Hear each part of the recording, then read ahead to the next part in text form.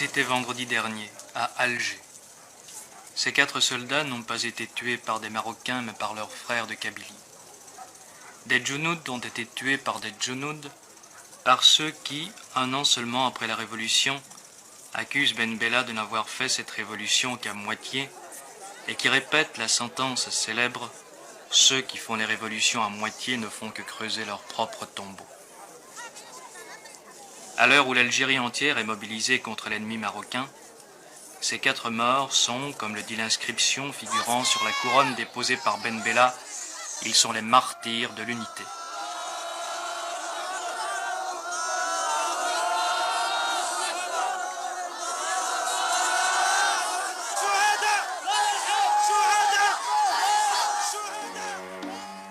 Et ces 4 tombes s'ajoutent aux milliers de tombes d'Algérie, ces tombes qui, en Kabylie, couvrent entièrement certains coteaux. Plus qu'aucune autre région d'Algérie, la Kabylie a conservé les traces de cette année de combats acharnés.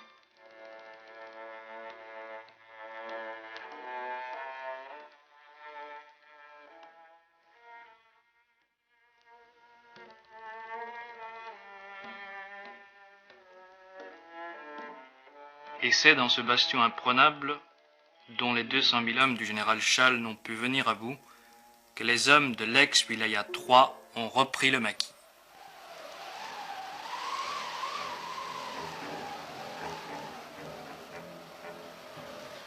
Ils ont retrouvé sans difficulté les habitudes d'il y a quelques mois. Ce sont en majorité des anciens, durs au combat, bien entraînés. Souvent, leur seul métier est d'être rebelles. Ils occupent les crêtes, les pitons, les défilés, les endroits où il n'est pas question d'aller les chercher avec des chars ou des armes lourdes. Leur chef, l'un des plus glorieux soldats de la guerre d'Algérie, le colonel Mohand Ouelach, appelé familièrement le Vieux par la population, dont il possède l'affection. Si Mohand Ouelach est le stratège de la guérilla, le théoricien de la rébellion du Front des forces socialistes, c'est Hossein Aït Ahmed, un des chefs historiques de la révolution algérienne, compagnon de captivité de Ben Bella, Aït Ahmed qui annonça il y a moins de 2 semaines la guerre totale.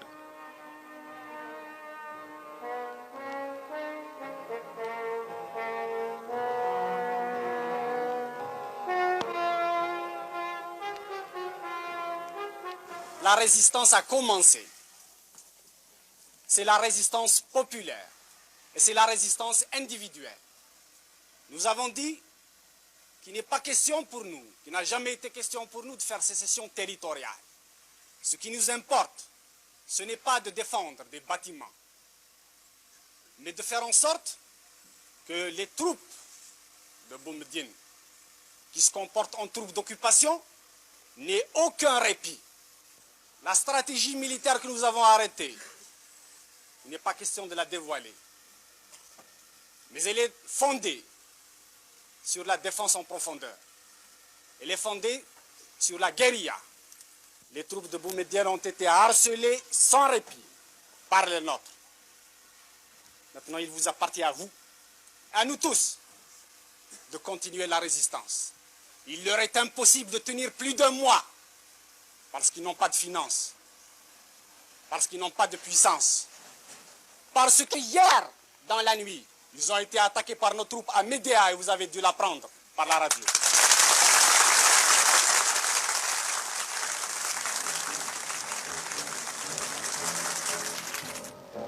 Les rebelles sont bien armés. Depuis 1 mois, les embuscades de coups de main, accrochages et enlèvements se succèdent, jusqu'ici à peu près impunément. Et le colonel Sissadok, une figure légendaire, le plus ancien des officiers de l'armée de libération nationale, ne craint pas de parler très haut, malgré la clandestinité.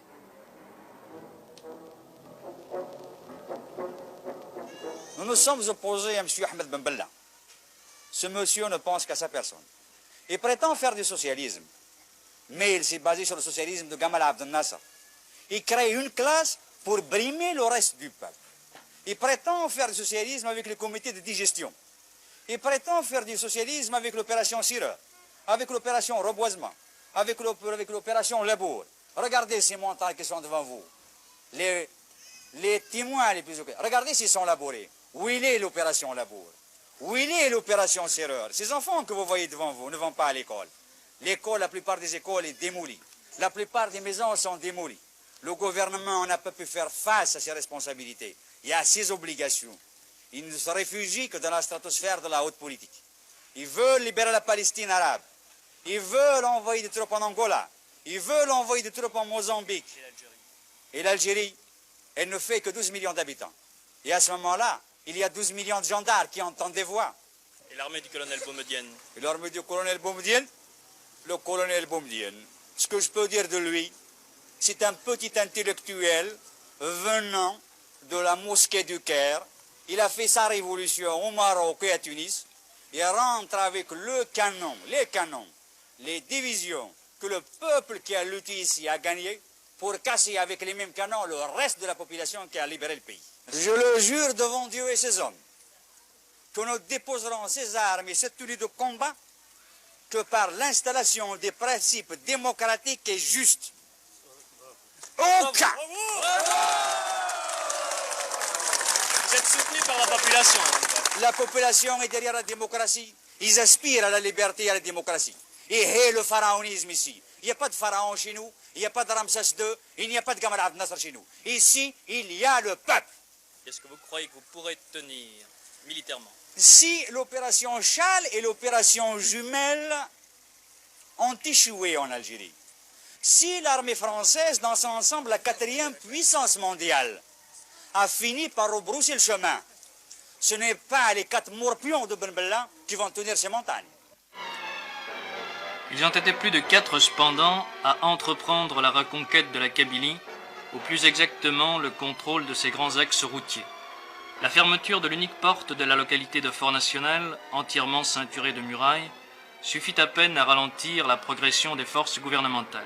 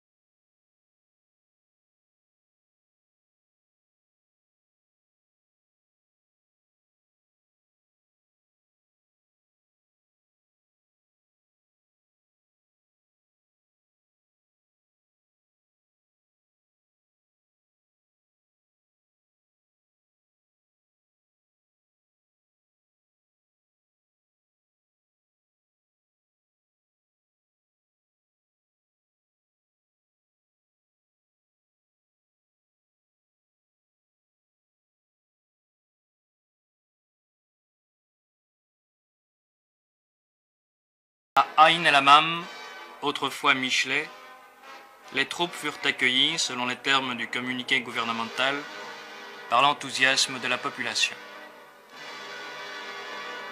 Était-ce la fin pour le commandant Seliki Tayeb, député à l'Assemblée nationale, adjoint au colonel Mohamed Ouelach? C'est le commencement. Vous êtes là pour constater vous-même sur le terrain ce qu'il en était.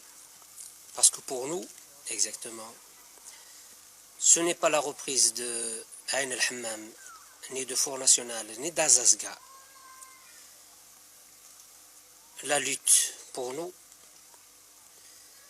nous savions très bien, et tous les hommes de bonne foi savent aussi, que la lutte il n'est même pas commencé. Commencé politiquement, mais militairement, il n'est pas commencé. Or, si on entend la radio, la propagande et des discours, il n'y aurait même pas de ce mouvement, de ce soulèvement, il n'y aurait même pas de mécontentement parce que tout va bien depuis toujours. C'est le paradis, c'est le miracle. Et alors, il n'y aura pas de mécontentement, rien du tout. Donc militairement, la perte des grands axes de communication... moi, je vous dirais en toute franchise, militairement, nous ne vont pas encore commencer. Et nous espérons quand même commencer très bientôt. Je ne suis pas le seul. Il y a beaucoup de frères qui ont déserté. J'ai été même en opération 2 fois à Jbel el-Louh, où il y avait 2 Jounoud des forces pharaons socialistes.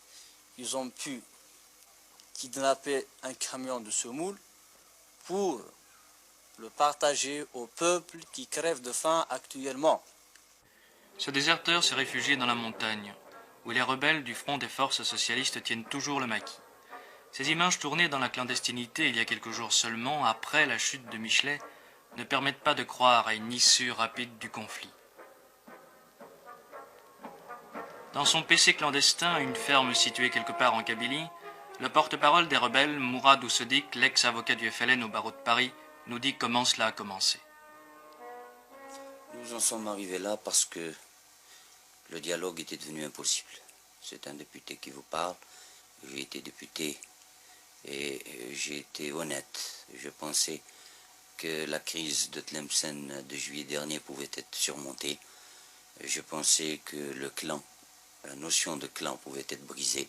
Et j'ai pendant de longs mois, avec mes collègues qui sont ici même, essayé de surmonter cela et essayé de créer un parti qui réponde aux véritables aspirations populaires. Or, nous avons assisté à une montée vers le pouvoir d'un homme entouré d'une caméria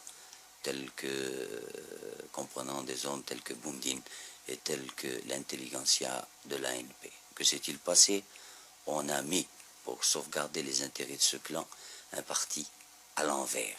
Je m'en explique, c'est-à-dire que une infrastructure de ce parti s'est dégagée et au lieu d'avoir une assise populaire, ce parti est parti telle une pyramide, il a été construit du sommet.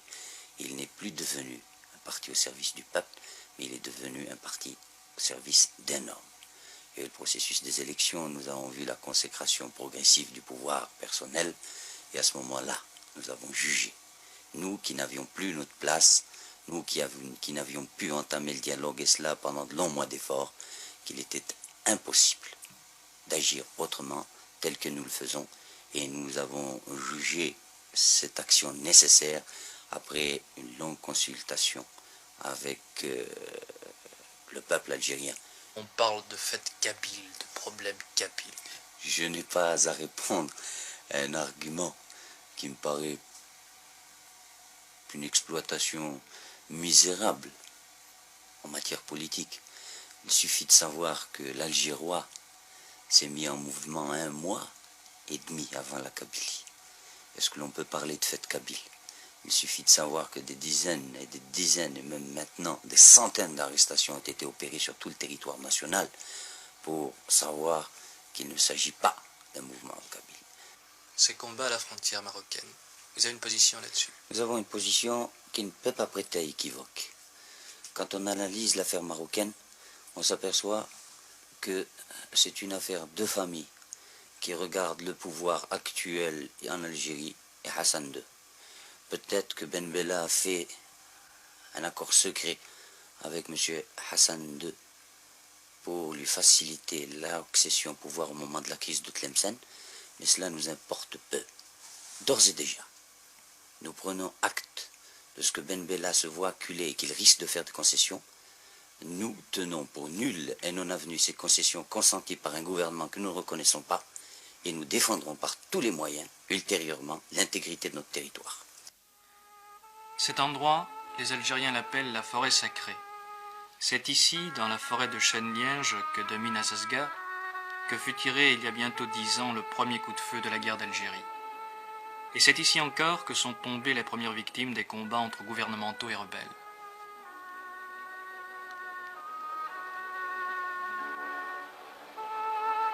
Il y avait cependant beaucoup de raisons pour que l'on ne reprenne pas les armes. Alors, c'est la tombe de votre fils ici? Oui, c'est la tombe de mon fils, oui, mon fils. Il est mort quand et comment? Il est mort dans un embuscade. Vous ne voulez plus qu'il y ait encore du sang? Oh, il y en a marre, 7 ans. 7 ans. Vous voyez pas? À l'âge de 20 ans. C'est le seul que j'ai. Alors plus de guerre? On ne voulait pas de guerre maintenant. Et si les troupes du colonel Boumedienne vous attaquent? Eh ben, on attaquerait en même temps. Alors ce sera la guerre? Ah oui, ce sera la guerre. Moi, je suis le premier à le prendre. À Alger aussi on s'engage. Des milliers de jeunes gens ont endossé en hâte la tenue léopard pour combattre, en principe, à la frontière marocaine. L'affaire marocaine a créé une diversion miraculeuse, unissant la population dans la même haine contre l'ennemi et faisant passer à l'arrière-plan les dissensions internes qui demeurent peut-être le vrai problème.